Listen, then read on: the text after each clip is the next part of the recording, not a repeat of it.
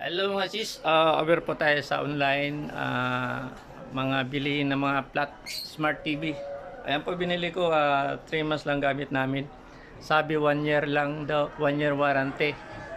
Pero 3 months lang ginamit yan, nagchat-chat kami sa online, hindi na niya kami pinapansin.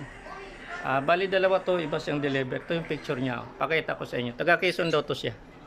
Marikina yan. Ay Marikina. Ayan, 1 year warranty. Pero ito, 3 months na namin nagamit. Wala na, hindi na kami sinisin. Bali wala na sa kanya. Madali lang siyang transaksyon. Pag magkasundo kayo sa presyo, isang araw lang deliver agad kahit gabi. Ayan, deliver to gabi, mga alas 7 na ng gabi. Ayan, bali nasira to 3 months lang. Mas maganda pa sa store na talaga kayo bumili kasi kung pag masira man lang madala nyo sa store, puro sa online mahirap. Ayan, lalo na sa marketplace. Sa marketplace ko kasi lang siya nakita.